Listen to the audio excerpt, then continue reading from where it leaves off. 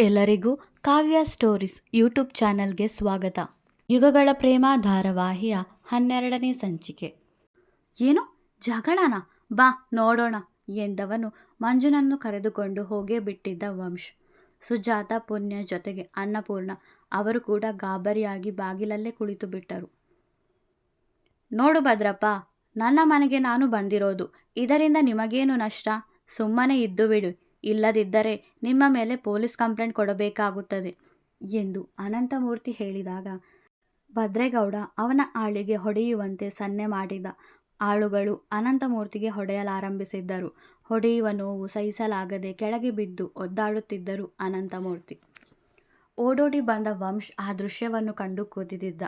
ಕೋಪದಿಂದ ಭದ್ರೇಗೌಡನಿಗೆ ಒಂದೇಟು ಹೊಡೆದ. ಆಳುಗಳು ವಂಶ್ಗೆ ಹೆದರಿ ಹಿಂದೆ ಸರಿದರು. ಮಂಜು ಅನಂತಮೂರ್ತಿಯನ್ನು ಮೇಲಕ್ಕೆತ್ತಿದ. ಹೇ, ಎಷ್ಟು ಧೈರ್ಯ ನಿನಗೆ? ನನ್ನ ತಂದೆ ಮೇಲೇ ಕೈ ಎತ್ತುತ್ತೀಯ? ನಾವೇನು ನಿನ್ನ ಮನೆಗೆ ಬಂದಿಲ್ಲ, ನಮ್ಮ ಮನೆಗೆ ಬಂದಿರೋದು. ಅದು ನಮ್ಮ ಕುಟುಂಬಸ್ಥರ ಮನೆ. ಅಲ್ಲಿರಬೇಡ ಎಂದು ಹೇಳುವುದಕ್ಕೆ ನಿನಗೇನು ಅಧಿಕಾರ ಇದೆ? ನಾವು ಇದೇ ಊರಲ್ಲೇ ಇರುತ್ತೇವೆ. ಅದೇನು ಮಾಡುತ್ತೀಯೋ ಮಾಡು. ಸುಮ್ಮನೆ ನಮ್ಮ ತಂಟೆಗೆ ಬರಬೇಡ. ನಾನು ಸುಮ್ಮನಿರುವುದಿಲ್ಲ ಎಂದು ಕೋಪದಿಂದ ಹೇಳಿದನು ವಂಶ್. ಇರಲಿ ಬಿಡು ವಂಶು, ಸುಮ್ಮನೆ ಅವನ ಬಳಿ ಏನು ಮಾತಾಡೋದು? ನಮಗೆ ಆ ಮನೆಯಲ್ಲಿರೋಕೆ ಎಲ್ಲ ಅಧಿಕಾರನೂ ಇದೆ.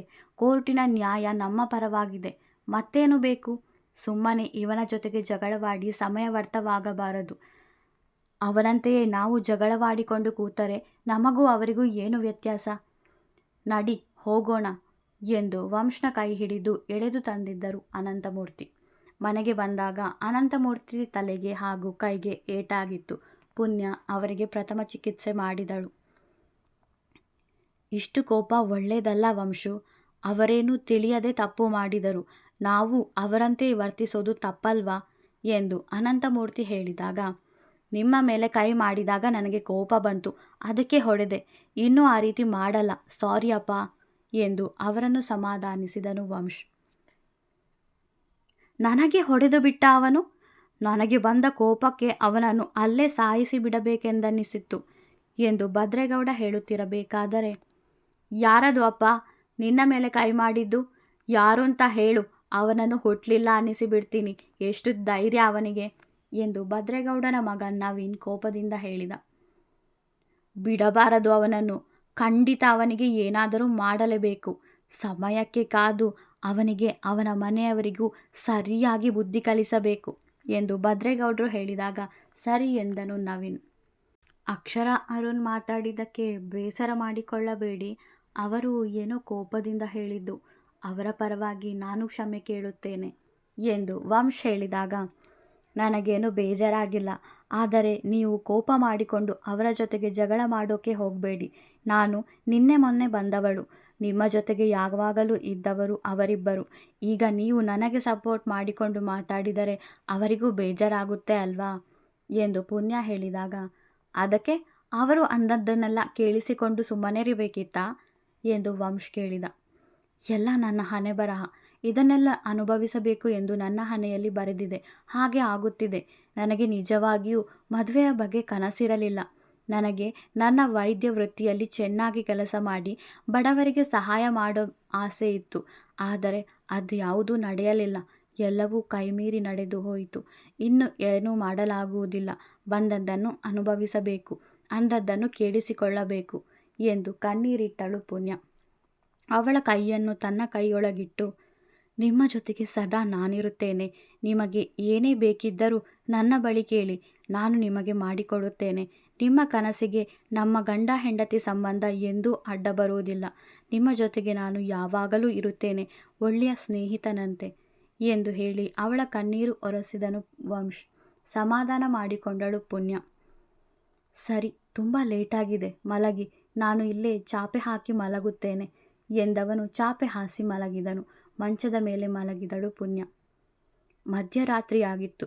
ಸುತ್ತಲೂ ಗದ್ದೆ, ತೋಟ, ಜೊತೆಗೆ ಧಾರಾಕಾರ ಮಳೆ ಇದ್ದುದರಿಂದ ಚಳಿ ತುಸು ಜಾಸ್ತಿಯೇ ಇತ್ತು. ನಿದ್ದೆ ಬಾರದೆ ಚಳಿಯಲ್ಲಿ ಒದ್ದಾಡುತ್ತಿದ್ದವನು ಚಳಿ ತಾಳಲಾರದೆ ಸೀದಾ ಹೋಗಿ ಪುಣ್ಯ ಪಕ್ಕ ಮಲಗಿದನು. ಅವಳನ್ನೇ ನೋಡುತ್ತಿದ್ದವನು, ಮಾಡದ ತಪ್ಪಿಗೆ ಸುಮ್ಮನೆ ಏನೇನೋ ಕೇಳಿಸಿಕೊಳ್ಳುತ್ತಿದ್ದೀರಿ ಇವರುಗಳ ಬಾಯಿಂದ. ಆದರೆ ಪುಣ್ಯ, ನಿಮಗೆ ನಾನು ಭಾಷೆ ಕೊಟ್ಟಂತೆ ಸದಾ ನಿಮ್ಮ ಜೊತೆಗೆ ಇರುತ್ತೇನೆ. ನಿಮ್ಮ ನೋವು, ನಲಿವು, ಸುಖ, ದುಃಖ ಎಲ್ಲದರಲ್ಲೂ ಜೊತೆಯಾಗಿರುತ್ತೇನೆ ಎನ್ನುತ್ತಾ ನಿದ್ದೆಗೆ ಜಾರಿದ್ದ ವಂಶ್. ಅತ್ತ ಕಡೆ ವಿಶ್ವಾಸ್ ನಿದ್ದೆ ಬಾರದೆ ಹೊರಳಾಡುತ್ತಿದ್ದ. ಕಣ್ಣು ಮುಚ್ಚಿದರೆ ಬರೀ ಪುಣ್ಯನೇ ಕಾಣುತ್ತಿದ್ದಳು. ಹೇಗಾದರೂ ಮಾಡಿ ನಾನವಳನ್ನು ಪಡೆಯಲೇಬೇಕು. ಅವಳು ಜೀವನ ಪೂರ್ತಿ ನನ್ನ ಜೊತೆಗೆ ಇರಬೇಕು. ಪುಣ್ಯ, ನೀನು ನನಗೆ ಬೇಕು. ಆ ವಂಶ್ನನ್ನು ನಿನ್ನಿಂದ ದೂರ ಮಾಡಿ ನೀನು ನನ್ನ ಬಳಿ ಬರುವಂತೆ ಮಾಡುತ್ತೇನೆ ಎಂದು ಯೋಚಿಸುತ್ತಿದ್ದನು ವಿಶ್ವಾಸ್. ಬೆಳಗ್ಗಾಗಿತ್ತು. ಪುಣ್ಯ ವಂಶ್ ಎದೆ ಮೇಲೆ ಬೆಚ್ಚಗೆ ಮಲಗಿದ್ದಳು. ವಂಶ್ ಪುಣ್ಯಾಳನ್ನು ಬಿಗಿಯಾಗಿ ಅಪ್ಪಿ ನಿದ್ರಿಸುತ್ತಿದ್ದನು. ವಂಶ್ಗೆ ಎಚ್ಚರವಾದಾಗ ತನ್ನೆದೆ ಮೇಲೆ ಮಲಗಿದ್ದ ಪುಣ್ಯಾಳನ್ನು ಕಂಡು ತುಟಿಯಂಚಲ್ಲಿ ನಗು ಮೂಡಿತ್ತು. ಆಗಲೇ ಪುಣ್ಯಾಗೆ ಎಚ್ಚರವಾಗಿತ್ತು. ಏನೂ ತಿಳಿಯದವನಂತೆ ಮತ್ತೆ ಕಣ್ಣು ಮುಚ್ಚಿ ಮಲಗಿದನು ವಂಶ್. ಪುಣ್ಯ ವಂಶ್ನನ್ನು ನೋಡಿ, ಅಯ್ಯೋ, ಇವರ್ಯಾವಾಗ ಇಲ್ಲಿಗೆ ಬಂದು ಮಲಗಿಕೊಂಡ್ರು? ಸದ್ಯ ಮೊದಲು ನನಗೆ ಎಚ್ಚರವಾಗಿದ್ದು ಒಳ್ಳೆಯದಾಯಿತು ಎಂದು ಒಬ್ಬಳೇ ಹೇಳಿಕೊಂಡವಳು ವಂಶ್ ಕಡೆ ನೋಡಿ ನಗು ಬೀರಿ ಆ ಕೋಣೆಯಿಂದ ಹೊರಬಂದಳು. ಪುಣ್ಯ ಹೋದತ್ತಲೇ ನೋಡಿದವನು ಮುಗುಳ್ನಕ್ಕನು. ಪುಣ್ಯಾಳೆ ತಿಂಡಿ ತಯಾರಿಸಿದಳು. ಅವಳು ತಯಾರಿಸಿದ ಫ್ರೈಡ್ ರೈಸ್ ಮನೆಯೆಲ್ಲ ಘಮ್ ಎನ್ನುವ ಸುವಾಸನೆ ಬೀರಿತ್ತು. ಎಲ್ಲರೂ ಓಡೋಡಿ ಬಂದು ಫ್ರೈಡ್ ರೈಸನ್ನು ಚಪ್ಪರಿಸಿ ತಿನ್ನತೊಡಗಿದರು. ವಂಶು, ಪುಣ್ಯ, ನೀವಿಬ್ಬರು ಈ ಊರಿನಲ್ಲಿರುವ ದುರ್ಗಾಮ್ಮನ ದೇವಸ್ಥಾನಕ್ಕೆ ಹೋಗಿ ಅವರ ಆಶೀರ್ವಾದ ಪಡೆದು ಬನ್ನಿ. ಆ ದುರ್ಗಾಮ್ಮನೇ ಒಂದು ಮಾಡಿರೋ ಜೋಡಿ ನಿಮ್ಮದು. ಅವರ ಆಶೀರ್ವಾದ ಇದ್ದರೆ ನಿಮ್ಮನ್ನು ಯಾರೂ ದೂರ ಮಾಡಲು ಸಾಧ್ಯವಿಲ್ಲ ಎಂದರು ಸುಜಾತ. ಅಕ್ಷರ ಹಾಗೂ ಅರುಣ್ ಒಬ್ಬರೊಬ್ಬರ ಮುಖ ನೋಡಿದರು. ಸುಜಾತ ಹೇಳಿದ ಮಾತು ಇಬ್ಬರಲ್ಲೂ ಕೋಪ ತರಿಸಿತ್ತು. ಸರಿ ಅತ್ತೆ, ಹೋಗಿ ಬರುತ್ತೇವೆ ಎಂದಳು ಪುಣ್ಯ. ತಿಂಡಿ ಮುಗಿಸಿ ವಂಶ್ ಹಾಗೂ ಪುಣ್ಯ ದೇವಸ್ಥಾನಕ್ಕೆ ಹೊರಟರು. ಗುಲಾಬಿ ಬಣ್ಣದ ಸೀರೆಗೆ ಗುಲಾಬಿ ಬಣ್ಣದ ಬ್ಲೌಸ್, ಸ್ವಲ್ಪ ಮೇಕಪ್ನಲ್ಲಿ ತುಂಬ ಮುದ್ದಾಗಿ ಕಾಣುತ್ತಿದ್ದಳು ಪುಣ್ಯ. ಈ ಹುಡುಗಿ ನನ್ನ ಇಂಚು ಇಂಚಾಗಿ ಅವಳತ್ತ ಸೆಳೆಯುತ್ತಿದ್ದಾಳೆ. ಮೊನ್ನೆಯಿಂದ ಇವಳನ್ನು ನೋಡಿ ನೋಡಿ ಹಾಡೆಲ್ಲ ನೆನಪಾಗುತ್ತಿದೆ. ನಿದ್ದೆಯೇ ಬರದಂತಾಗಿದೆ. ಇನ್ನು ಇವತ್ತು ಹೇಗೆ ಕಾಣುವಳೋ ಏನೋ ಎಂದು ಮನದಲ್ಲೇ ಅಂದುಕೊಂಡವಳು ಅವಳು ಬರುವುದನ್ನೇ ಕಾದು ಕೂತಿದ್ದನು. ಅವಳ ದರ್ಶನ ನೀಡಿದಾಗ ಅವಳನ್ನು ನೋಡಿಯೇ ಕಳೆದು ಹೋದನು. ಕಣ್ಣುಬಾಯಿ ಬಿಟ್ಟು ಅವಳನ್ನೇ ನೋಡುತ್ತಿದ್ದ ವಂಶ್ ಬಳಿ ಬಂದ ಪುಣ್ಯ, ನಾನು ತುಂಬ ಚೆನ್ನಾಗಿದ್ದೀನಿ ಅಂತ ಗೊತ್ತು. ಹೀಗೆ ಕಣ್ಣು ಬಾಯಿ ಬಿಟ್ಟು ನನ್ನ ನೋಡಿದರೆ ದೃಷ್ಟಿ ಆಗುತ್ತೆ ನನಗೆ ಪುಣ್ಯ ಹೇಳಿದಾಗ, ಓ ಭ್ರಮೆ ಎಂದನು ವಂಶ್. ಏನು ಭ್ರಮೆನಾ? ಹಲೋ, ಎಕ್ಸ್ಕ್ಯೂಸ್ ಮೀ, ನನಗೆ ತುಂಬ ಜನ ಪ್ರಪೋಸ್ ಮಾಡಿದ್ರು. ನಾನೇ ಯಾರನ್ನೂ ಒಪ್ಪಿಕೊಂಡಿರಲಿಲ್ಲ ಗೊತ್ತಾ ಎಂದು ಪುಣ್ಯ ಹೇಳಿದಾಗ, ಅವರೆಲ್ಲ ತುಂಬ ಲಕ್ಕಿ, ನಾನೊಬ್ಬನೇ ನಿಮಗೆ ತಗಲಾಕಿಕೊಂಡದ್ದು. ಛೆ, ಎಲ್ಲ ನನ್ನ ಹಣೆ ಬರಹ ಎಂದು ವ್ಯಂಗ್ಯವಾಗಿ ನುಡಿದ ವಂಶ್.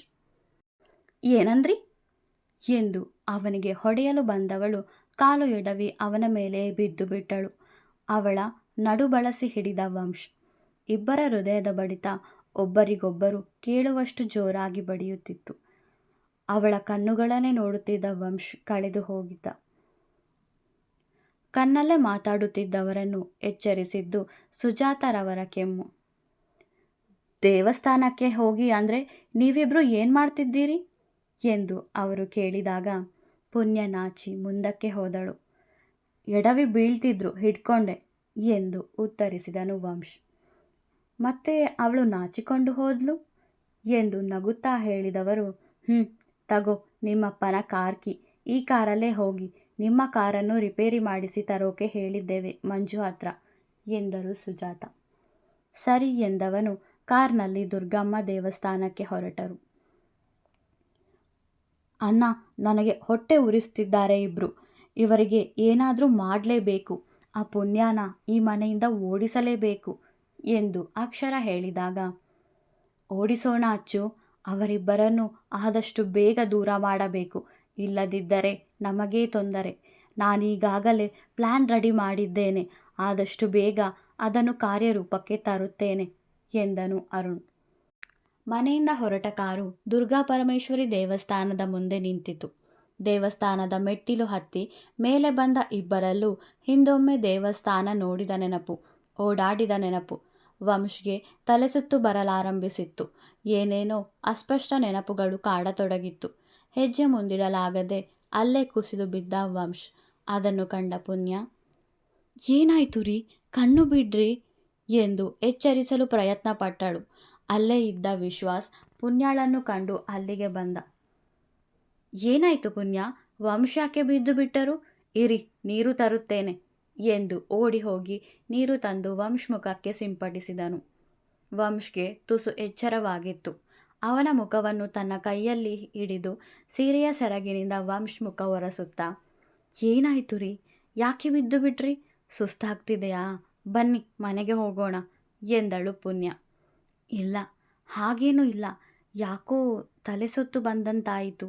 ಇವಾಗ ಸ್ವಲ್ಪ ಪರವಾಗಿಲ್ಲ, ದೇವರ ದರ್ಶನ ಮಾಡಿಯೇ ಹೋಗೋಣ ಎಂದನು ವಂಶ್. ವಿಶ್ವಾಸ್ ಹಾಗೂ ಪುಣ್ಯ ವಂಶ್ ಕೈ ಹಿಡಿದು ಎಬ್ಬಿಸಿದರು.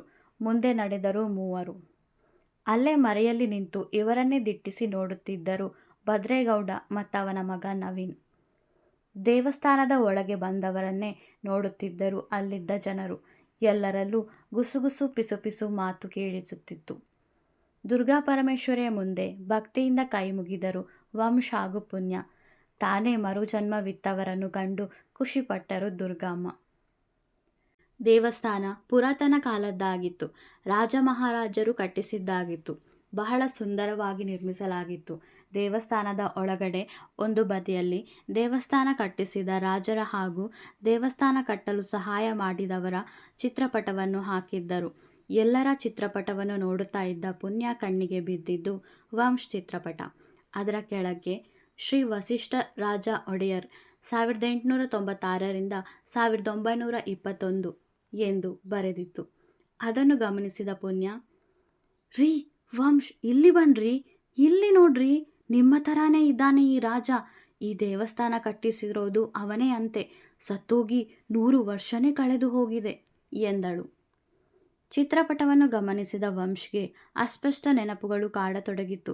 ಅದಕ್ಕೆ ಸರಿಯಾಗಿ ಗಮನ ಕೊಡದೆ, ಬಹುಶಃ ನಾನೇ ಇರಬೇಕು ರೀ, ಆವಾಗ ಸತ್ತು ಹೋಗಿ ಇವಾಗ ಮತ್ತೆ ಮರುಜನ್ಮ ಪಡೆದು ಬಂದಿದ್ದೀನಿ ಅನಿಸುತ್ತೆ.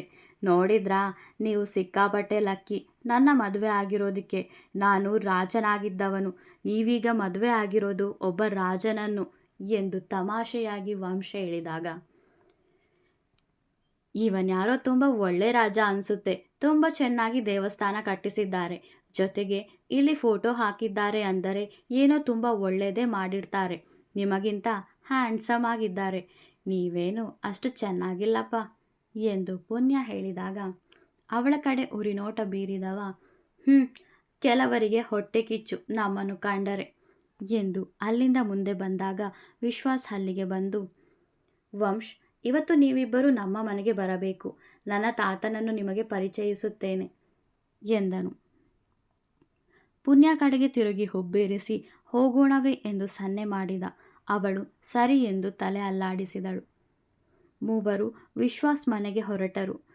ವಿಶ್ವಾಸ್ ಪುಣ್ಯ ಜೊತೆಗೆ ಹೆಚ್ಚಿನ ಸಮಯ ಕಳೆಯುವ ಉದ್ದೇಶದಿಂದ ಇಬ್ಬರನ್ನು ಮನೆಗೆ ಕರೆದಿದ್ದ. ಮನೆ ಮುಂದೆ ಬಂದು ನಿಂತ ಪುಣ್ಯ ವಂಶ್ನನ್ನು ಕಂಡು ಬೆಚ್ಚಿ ಬಿದ್ದಿದ್ದರು ವೀರಪ್ಪ ಪಂಡಿತರು.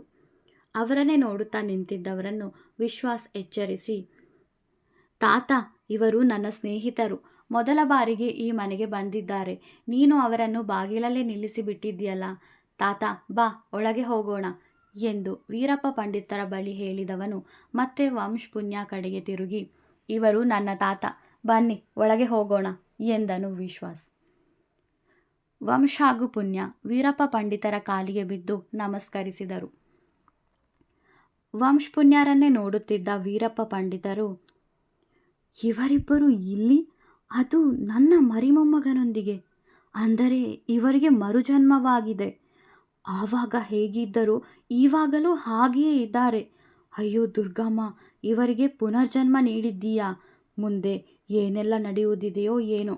ಅಂತೂ ನಾನಂದುಕೊಂಡಂತೆ ನಮ್ಮನ್ನೆಲ್ಲ ಆ ದುಷ್ಟ ಅಘೋರಾಕ್ಷನಿಂದ ಕಾಪಾಡುವುದಕ್ಕೆ ಇವರಿಬ್ಬರೂ ಬಂದಿದ್ದಾರೆ. ನಾನಂದುಕೊಂಡದ್ದು ನಿಜವಾಗಿದೆ. ಆದಷ್ಟು ಬೇಗ ಈ ಊರಿನ ಕಷ್ಟಗಳು ನಾಶವಾಗಿ ಎಲ್ಲರೂ ಸಂತೋಷದಿಂದಿರುವ ಸಮಯ ಹತ್ತಿರವಾಗಿದೆ. ಆದರೆ ಒಂದು ವೇಳೆ ಹೋದ ಜನ್ಮದಲ್ಲಿ ಆದಂತೆ ಆದರೆ? ದುರ್ಗಮ್ಮ, ನೀನೇ ಇವರಿಬ್ಬರನ್ನು ಇಲ್ಲಿಗೆ ಕರೆತಂದಿರುವೆ. ಮುಂದೆ ನೀನೇ ಇವರಿಬ್ಬರನ್ನು ಕಾಪಾಡಬೇಕು ಎಂದು ಮನದಲ್ಲಿ ಅಂದುಕೊಂಡರು ವೀರಪ್ಪ ಪಂಡಿತರು. 100 ಕಾಲ ಚೆನ್ನಾಗಿರಿ ಎಂದು ಆಶೀರ್ವಾದಿಸಿದ್ದರು ವೀರಪ್ಪ ಪಂಡಿತರು. ಮನೆ ನೋಡುತ್ತಿದ್ದ ಪುಣ್ಯಾಗೆ ಆ ಮನೆ ತುಂಬ ಹಿಡಿಸಿತ್ತು. ಹಿಂದಿನ ಕಾಲದ ಮನೆ. ಗಿಡಮೂಲಿಕೆಗಳಿಂದ ಔಷಧಿ ತಯಾರಿಸುತ್ತಿದ್ದರು ವೀರಪ್ಪ ಪಂಡಿತರು. ಅವರ ಬಳಿ, ತಾತ, ನೀವು ಇವಾಗಲೂ ಈ ಔಷಧಿಗಳನ್ನು ಮನೆಯಲ್ಲೇ ತಯಾರಿಸುತ್ತೀರಾ ಎಂದು ಪುಣ್ಯ ಕೇಳಿದಾಗ, ಹೌದಮ್ಮ, ಇದು ನಮ್ಮ ವಂಶಸ್ಥರಿಗೆ ಒಲಿದು ಬಂದ ವಿದ್ಯೆ. ನಮ್ಮ ವಂಶಸ್ಥರು ಇದೇ ಕೆಲಸ ಮಾಡುತ್ತಿದ್ದದ್ದು. ನಾನು ಇದನ್ನೇ ಮುಂದುವರಿಸುತ್ತಿದ್ದೇನೆ. ಮುಂದೆ ನಮ್ಮ ವಿಶ್ವ ಮುಂದುವರಿಸಬೇಕೆಂಬುದು ನನ್ನ ಆಸೆ. ಆದರೆ ಅವನಿಗೆ ಇದನ್ನೆಲ್ಲ ಕಂಡರೆ ಆಗಲ್ಲ. ಅವನ ಶೈಲಿಯಲ್ಲೇ, ಅವನು ಓದಿದ ರೀತಿಯಲ್ಲೇ ಔಷಧಿ ನೀಡೋದು ಎಂದು ವೀರಪ್ಪ ಪಂಡಿತರು ಹೇಳಿದಾಗ, ತಾತ, ನನಗೆ ಈ ಗಿಡಮೂಲಿಕೆಗಳಿಂದ ಔಷಧಿ ತಯಾರಿಸಲು ಕಲಿಸುವಿರಾ? ನಾನು ಡಾಕ್ಟರ್ ಓದಿದ್ದೀನಿ. ನನಗೆ ಇದನ್ನೆಲ್ಲ ಕಲಿಯುವ ಆಸೆ ಇದೆ ಎಂದು ಪುಣ್ಯ ಹೇಳಿದಾಗ, ಏನು, ನೀನು ಡಾಕ್ಟರ್ ಓದಿರೋದಾ ಎಂದು ವೀರಪ್ಪ ಪಂಡಿತರು, ದುರ್ಗಮ್ಮ, ನಿನ್ನ ಚಿಂತನೆ ಅಗಾಧ. ನಿನಗೆ ನೀನೇ ಸಾಟಿ ಅಮ್ಮ ಎಂದು ಮನದಲ್ಲೇ ಅಂದುಕೊಂಡರು. ತಾತ, ಇವರ ಜೊತೆಗೆ ಸ್ವಲ್ಪ ಹುಷಾರು. ನೀನು ಸ್ವಲ್ಪ ಸಲಿಗೆ ಕೊಟ್ಟರೆ ನಿನ್ನ ತಲೆ ಮೇಲೆ ಹತ್ತಿ ಕುಳಿತುಕೊಳ್ಳುತ್ತಾರೆ. ನನ್ನ ಸ್ವಂತ ಅನುಭವ ನಗುತ್ತಾ ಹೇಳಿದನು ಅವನ ನೋಡಿ ಮುಖ ತಿರುಗಿಸಿದವಳು, ತಾತ, ಪ್ಲೀಸ್ ತಾತ, ನಾನು ನಿಮ್ಮ ಜೊತೆಗೆ ಇದ್ದು ಇದನ್ನೆಲ್ಲ ಕಲಿಯುತ್ತೇನೆ ಎಂದು ಪುಣ್ಯ ಕೇಳಿಕೊಂಡಾಗ ಸರಿ ಎಂದರು ವೀರಪ್ಪ ಪಂಡಿತರು. ಮನೆ ಕೆಲಸದವರು ಕಾಫಿ ಮಾಡಿಕೊಟ್ಟರು. ಹಾಗೆ ಮನೆ ಪೂರ್ತಿ ನೋಡಿದ ವಂಶ್ ಹಾಗೂ ಪುಣ್ಯಗೆ ಮನೆ ತುಂಬ ಹಿಡಿಸಿತ್ತು. ಮೂವರು ಮಾತಾಡುತ್ತಾ ಹರಟೆ ಹೊಡೆಯುತ್ತಾ ಇದ್ದರು. ಅವರನ್ನು ಕಂಡ ವೀರಪ್ಪ ಪಂಡಿತರು, ಇವಾಗ ಹೇಗಿದ್ದಾರೋ ಮುಂದೆಯೂ ಹಾಗೆಯೇ ಇರಲಿ. ಮುಂದೆ ನನ್ನ ಮೊಮ್ಮಗನಿಂದ ಇವರಿಗೆ ತೊಂದರೆಯಾಗುತ್ತದೆ ಎಂದು ನನ್ನ ಮನಸ್ಸು ಹೇಳುತ್ತಿದೆ. ದುರ್ಗಮ್ಮ, ಎಲ್ಲರನ್ನೂ ನೀನೇ ರಕ್ಷಿಸಬೇಕು ಎಂದು ಮನದಲ್ಲೇ ದುರ್ಗಮ್ಮನ ಬಳಿ ಕೇಳಿಕೊಂಡರು ವೀರಪ್ಪ ಪಂಡಿತರು. ಅಲ್ಲೇ ತುಂಬ ಹೊತ್ತು ಕಳೆದವರು ಮನೆಗೆ ಹೋಗುತ್ತೇವೆ ಎಂದು ಹೇಳಿ ಅಲ್ಲಿಂದ ತಮ್ಮ ಮನೆ ಕಡೆ ಹೊರಟರು ವಂಶ್ ಹಾಗೂ ಪುಣ್ಯ. ಹೇ ವಿಶ್ವ, ನಿನಗೆ ಆ ಅನಂತಮೂರ್ತಿ ಮಗ ವಂಶ್ ಹೇಗೆ ಪರಿಚಯ ಎಂದು ಭದ್ರೇಗೌಡರು ಕೇಳಿದಾಗ, ಅವನು ನಿನ್ನೆ ಊರಿಗೆ ಬಂದಾಗ ನನಗೆ ಭೇಟಿಯಾಗಿದ್ದು. ನಿಮಗೆ ಹೇಗೆ ಅವರ ಪರಿಚಯ ಎಂದು ವಿಶ್ವಾಸ್ ಪ್ರಶ್ನಿಸಿದನು. ಅವನು ನನ್ನ ಶತ್ರು. ನಿನ್ನೆ ನನ್ನ ಕೆನ್ನೆಗೆ ಹೊಡೆದು ಅವಮಾನಿಸಿದ್ದ. ಅವನನ್ನು ನಾನು ಸುಮ್ಮನೆ ಬಿಡುವುದಿಲ್ಲ. ಅವನಿಗೂ ಅವನ ಕುಟುಂಬದವರಿಗೂ ಏನಾದರೂ ಗತಿ ಕಾಣಿಸುತ್ತೇನೆ. ಅವನೊಂದಿಗೆ ಇದ್ದದ್ದು ಅವನ ಹೆಂಡತಿಯೇ ಎಂದು ಭದ್ರೇಗೌಡರು ಕೇಳಿದಾಗ, ಅವರ ಕಡೆ ಉರಿನೋಟ ಬೀರಿದವನು ಎಂದ ವಿಶ್ವಾಸ್. ನೀನು ಪ್ರತಿ ಬಾರಿ ಅಮಾವಾಸ್ಯೆಯಂದು ಒಂದೊಂದು ಹುಡುಗಿಯರಿಗೆ ಇಂಜೆಕ್ಷನ್ ನೀಡಿ ಅವರಿಗೆ ಪ್ರಜ್ಞೆ ತಪ್ಪಿಸಿ ನಮಗೆ ಒಪ್ಪಿಸುತ್ತೀಯಲ್ಲವೇ? ಈ ಬಾರಿ ನನಗೆ ಆ ವಂಶ್ ಹೆಂಡತಿಯನ್ನು ಒಪ್ಪಿಸು. ನೀನು ಕೇಳಿದಷ್ಟು ದುಡ್ಡನ್ನು ನಾನು ನಿನಗೆ ನೀಡುತ್ತೇನೆ. ಆ ಅನಂತಮೂರ್ತಿ ಪರಿವಾರದಲ್ಲಿ ಒಬ್ಬೊಬ್ಬರನ್ನು ಉಳಿಸಲ್ಲ, ನಾಶ ಮಾಡಿ ಯಾಕಾದರೂ ಈ ಊರಿಗೆ ಬಂದೆನೋ ಎಂದನ್ನಿಸಬೇಕು ಅವನಿಗೆ. ಹಾಗೆ ಮಾಡುತ್ತೇನೆ ಎಂದರು ಭದ್ರೇಗೌಡರು. ನಿಮಗೆ ಕೋಪ ಇರುವುದು ವಂಶ್ ಮೇಲೆ. ಅವನಿಗೆ ಏನು ಬೇಕಾದರೂ ಮಾಡಿ. ಆ ಹುಡುಗಿ ಏನು ಮಾಡಿದ್ದಾಳೆ ನಿಮಗೆ? ಕ್ಷಮಿಸಿ, ನನ್ನಿಂದ ಈ ಕೆಲಸ ಆಗದು ಎಂದು ಜೋರಾಗಿಯೇ ಹೇಳಿದ್ದನು ವಿಶ್ವಾಸ್. ಮುಂದುವರಿಯುವುದು.